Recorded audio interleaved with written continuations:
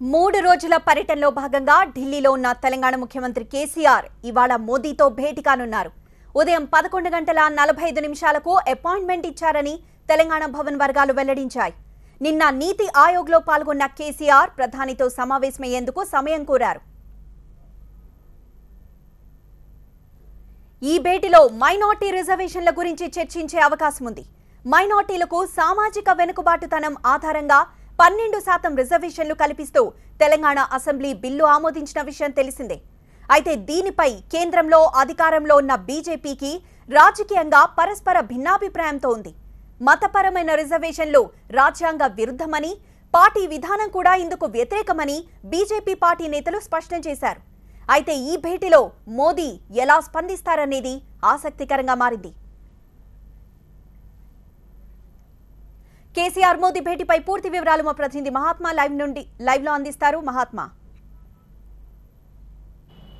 మరి కాసేపట్లో తెలంగాణ ముఖ్యమంత్రి కేసీఆర్ ప్రధాని నరేంద్ర మోదీతో భేటీ కానున్నారు. వెనకాల చూస్తున్న ఆయన నివాసంలోనే ఈ భేటీ జరగనుంది. నిన్న నీతి ఆయోగ్ పాలక మండలి సమావేశంలో భాగంగా మొత్తం అన్ని రాష్ట్రాల ముఖ్యమంత్రులు ఢిల్లీ చేరుకున్న నేపథ్యంలో ఒక్కొక్క ముఖ్యమంత్రి ఒక్కొక్కరు వరుసగా వచ్చి కలుస్తున్నారు. ఇప్పటిదాకా జమ్మూ కాశ్మీర్ సీఎం మెహబూబా ముఫ్తీ వచ్చి కలిసి ఆవిడ వెళ్ళిపోయారు. మరి కాసేపట్లో తెలంగాణ సీఎం కూడా రానున్నారు. అయితే తెలంగాణ సీఎం ప్రస్తావించే అంశాల్లో ప్రధానంగా మైనారిటీ రిజర్వేషన్లే కీలకంగా మారనుంది.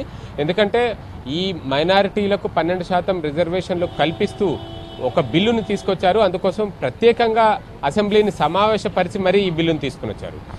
ఆ 12% రిజర్వేషన్లు మైనార్టీలకు కల్పించడంతో పాటుగా ఇదే బిల్లులో మరొక 5% అదనపు రిజర్వేషన్లను ఎస్టీలకు కల్పిస్తూ ఇదే బిల్లులో పొందుపరిచారు. ఇప్పుడు ఆ బిల్లును కేంద్ర ప్రభుత్వం ఆమోదిస్తేనే అది అమల్లోకి వస్తుంది. ఆ రిజర్వేషన్లను అమలు చేయడం సాధ్యపడుతుంది. అయితే దీని మీద కేంద్ర ప్రభుత్వం వైపు నుంచి ఆమోద ముద్ర లభిస్తుందా లేదా అన్నది తేలాలంటే ముందు ప్రధాని అంగీకరించారు. ప్రధానితో ఈ భేటీ అందుకే జరుగుతుందని చెప్పి మనం స్పష్టంగా చెప్పుకోవచ్చు. అయితే రాజ్యాంగ పరంగా మన దేశంలో మతపరమైన రిజర్వేషన్లు ఇవ్వడానికి ఏమాత్రం వెసులుబాటు లేదు, రాజ్యాంగ విరుద్ధం అవుతుంది. అయితే ఇక్కడ కేసీఆర్ దానికి విరుద్ధంగా చెప్తున్న వాదనతో ఒకటే, తాము మతపరంగా ఈ రిజర్వేషన్లు ఇవ్వడం లేదు, కేవలం సామాజిక వెనుకబాటుతనం, ఆర్థిక వెనుకబాటుతనం ఇట్లాంటి పారామీటర్స్ని పరిగణలోకి తీసుకుని మాత్రమే తాము ఈ రిజర్వేషన్లు కల్పించాలని అనుకుంటున్నామని చెప్పుకుంటూ వస్తున్నారు. ఈ రకమైన వాదనకు మోదీ ఎంత మేర అంగీకరిస్తారన్నది మనం ఎదురు చూడాల్సి ఉంటుంది. పేరు ఏది చెప్పినా సరే అంతిమంగా అది మైనారిటీలకు ఇచ్చే రిజర్వేషన్లే కాబట్టి మతపరమైన రిజర్వేషన్లే అవుతాయన్న అభిప్రాయం వ్యక్తమవుతుంది. దీంతో మోదీ దీనికి అంగీకరించే అవకాశం లేదన్నదే మనకి ఇప్పటిదాకా అందుతున్న సమాచారం. దీంతో పాటుగా విభజన సమస్యలు కూడా చాలా ఉన్నాయి. విభజన సమస్యల్ని ఈ భేటీలో ప్రస్తావించే అవకాశం ఉంది. చాలా కాలంగా పెండింగ్లో ఉన్న విభజన అంశాలు ఇప్పుడు ఈ భేటీ సందర్భంగా చర్చకు వచ్చే అవకాశం ఉంది. వీటితో పాటు ఈ ముందస్తు ఎన్నికలు జరగచ్చన్న సంకేతాలు అందుతున్న నేపథ్యంలో ఎన్నికలు జరిగే నాటికి తెలంగాణలో అసెంబ్లీ స్థానాల సంఖ్య పెంపొందించే ప్రక్రియ పూర్తి చేయాలి అన్నది ఒకటి. ఎందుకంటే ఇది తాము కొత్తగా అడుగుతున్నదేమీ కాదు, కేవలం విభజన చట్టంలో ఉన్న అంశాన్నే మళ్ళీ అడుగుతున్నాం కాబట్టి ఈ అంశం కూడా చర్చకు వచ్చే అవకాశం ఉంది. మరి కాసేపట్లో ఈ భేటీ జరగనుంది.